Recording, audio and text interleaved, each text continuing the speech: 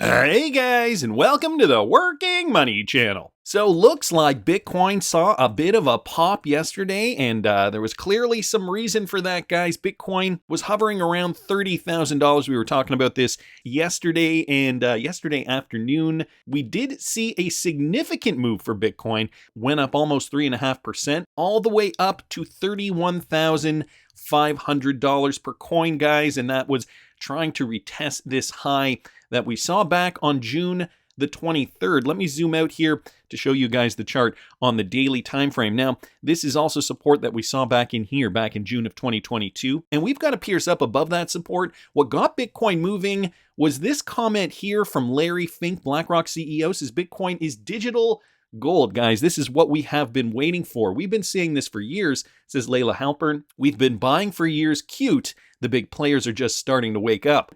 Some people down in the comments were saying it sounded a bit staged. However, I mean, the official statement here from the CEO of BlackRock is that Bitcoin is digital gold.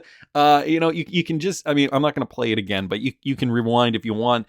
It does seem like he does sound a little reluctant when saying it. Of course, we have been saying this for years. Black Swan Capitalist also pointing this out, something that, I think we should make note of. In 2017, Larry Fink, yes, the same Larry Fink, claimed Bitcoin was the epicenter of fraudulent activity and even claimed it was the ideal candidate to launder money. No wonder BlackRock wants to get involved. No surprise. You won't investigate or even talk about it. You're in too deep, Layla Halpern. So calling out Layla Halpern here, but the BlackRock CEO, Larry Fink, called it an index for money laundering back in 2017 when we did see the market go high.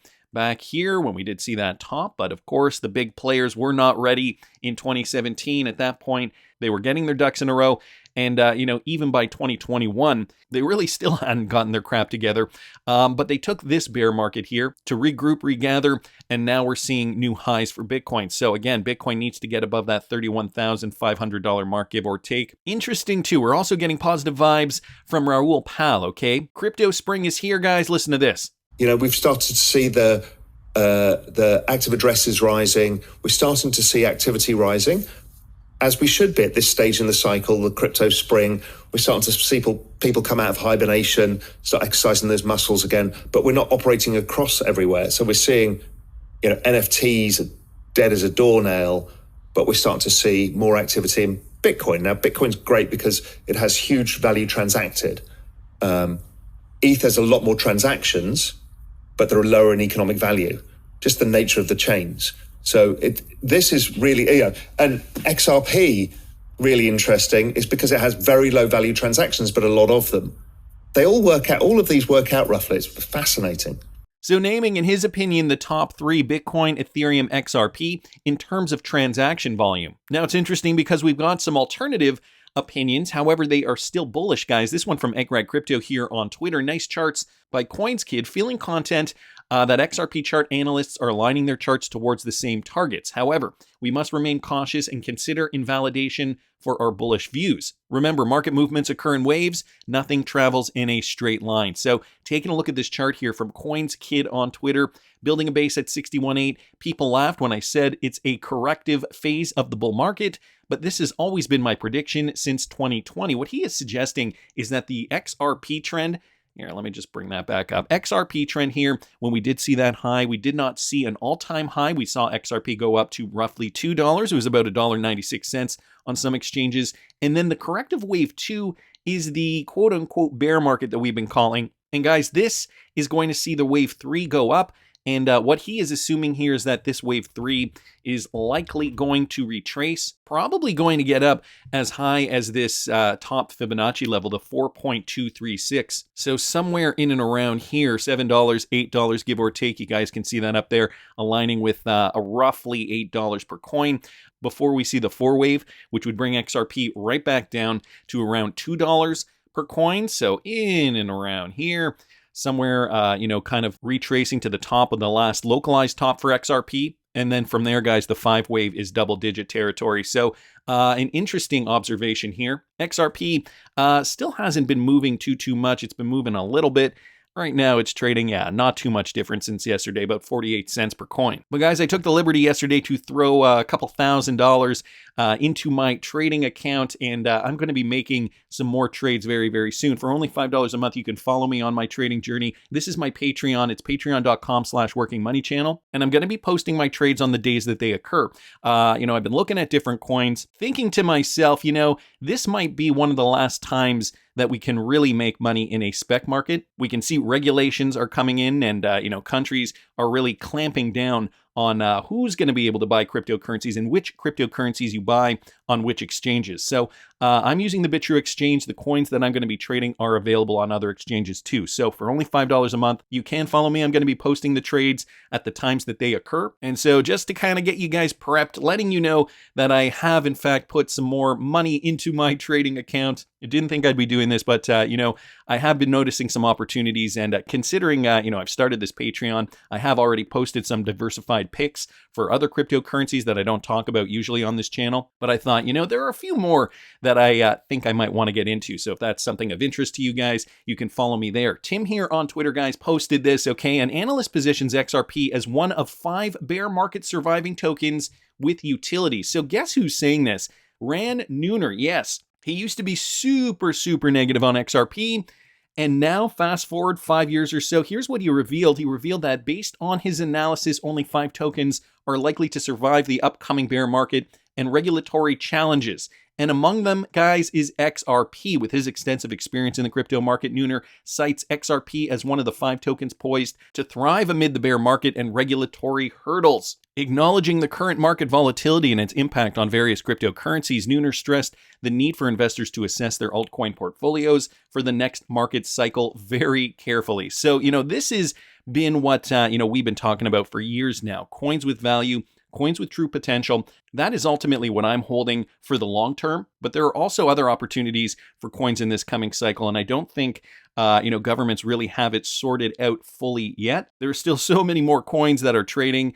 And the SEC can only tackle as much as they can at this moment in time. So we got to pick these coins carefully, and we got to diversify because, for a lot of reasons. Neuner highlighted the growing influence of institutions in the ongoing bull market, stating that this time institutions are the driving force behind market dynamics. In this context, he pointed out that institutions employ sophisticated financial instruments such as options and futures, indicating a shift away from spot buying. So also noticing that conditions for survival brings up some other points here. An interesting observation, though, from Neuner. A huge 180 for Neuner, I gotta say. He has, like I said before, been negative on XRP, a huge Bitcoin proponent throughout 2018 and 2019. But now, fast forward, Ripple has really, I think, gained a lot of respect from the crypto industry because of the lawsuit, because they've come out and essentially are trailblazers fighting against the SEC, footing a $200 million legal bill. So, I think XRP definitely going to be one of those biggest performers. And again, guys, I got to say XRP, my largest bag, and I'm so happy it is. Still wanted to keep moving. Michael Branch here also commenting on this. So Uphold revealed how much XRP they have in their reserves, and they have a substantial amount of tokens. The report has captivated the XRP community, revealing that Uphold currently holds an impressive $1.056 billion worth of XRP in its reserves.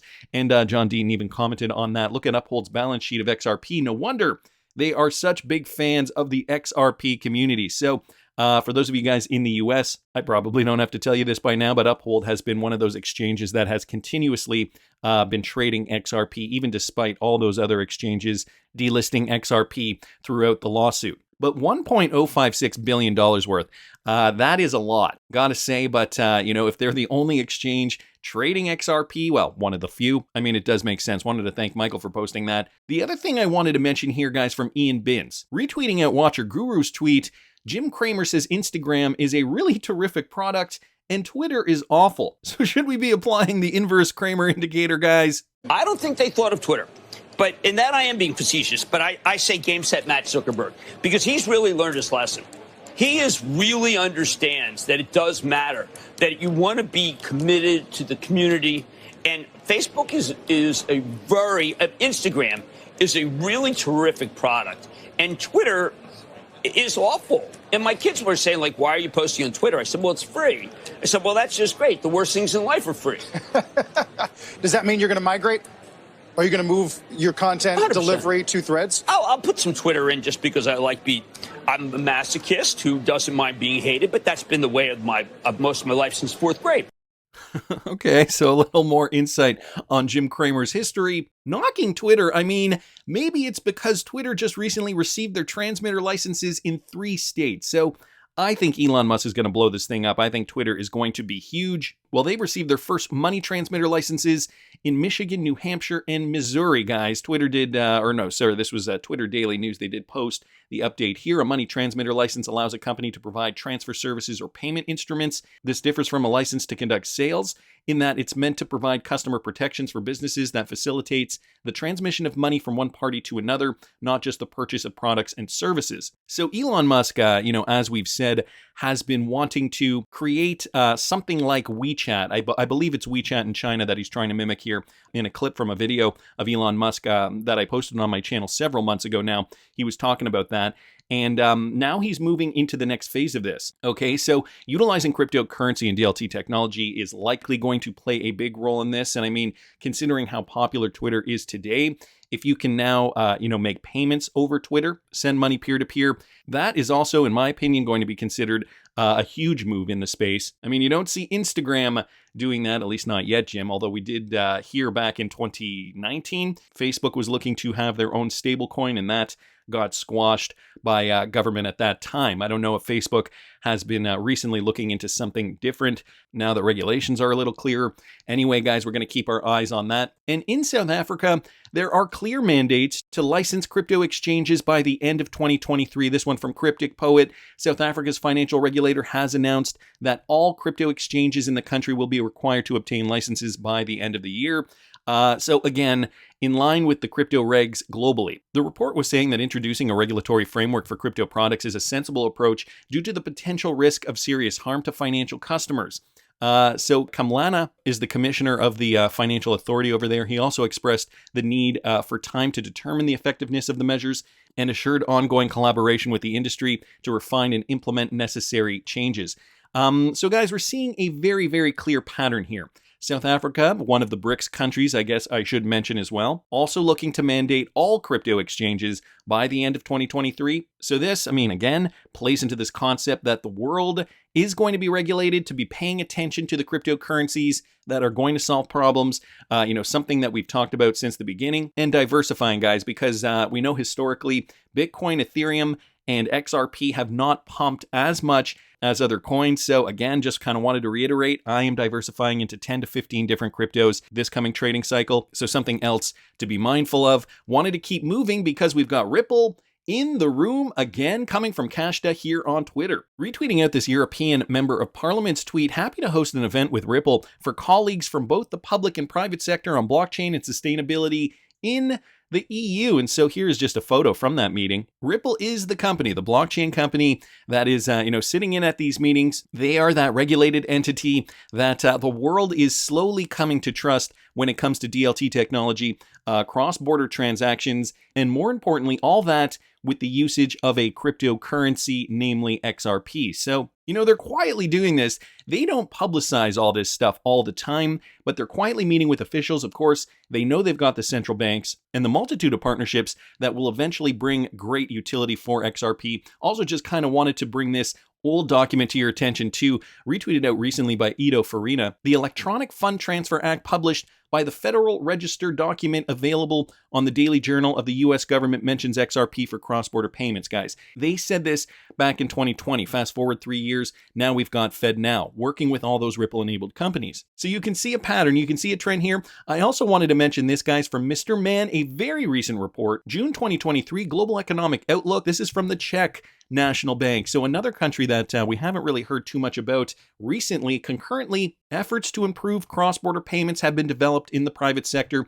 Examples of corporate DLT, RippleNet, Stellar, Finality, and Partior Again, from June of 2023, and I have the document up here. I will link it in the description of the video for you guys. Notice in here they talk about frictions and remedies. Although the aforementioned frictions are ubiquitous in the cross-border payment domain, several of them, such as those related to technology, the length of the intermediary chains and the oligopolistic market structure are perceived as particularly severe in the remittance segment. So they're talking about friction here, and guys, what are they selling as a solution? This is also the reason why typical blockchain developing, i.e. Ripple and Stellar, and other fintech enterprises that are waging inroads into the cross-border remittance domain, and they give a few more here, are primarily targeting clients in EMDE. They also note RippleNet down here. Concurrently, efforts to improve cross-border payments have been developed in the private sector. Examples of corporate DLT payment initiatives include Ripple, or rather RippleNet, Stellar, Partior, Finality, etc. The latter are two examples of solutions by bank consortiums employing permissionless blockchains,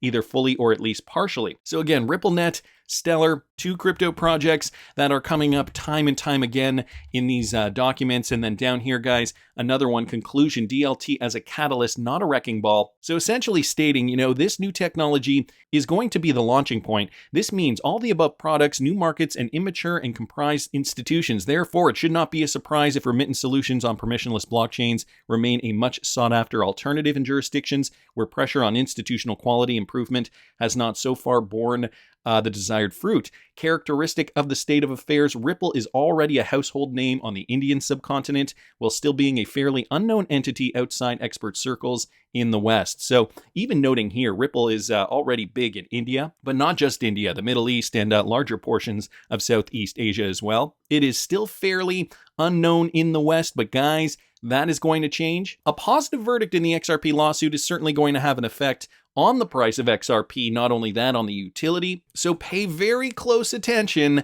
Raoul Pal knows what's coming. Be sure to get into your positions very, very soon, guys, because the market is not going to stay this low forever. That's just my opinion. I want to hear what you guys think. Please subscribe to the channel if you haven't already. Like the video if you like the content I'm providing. I always love hearing your comments. See you in the next one, guys.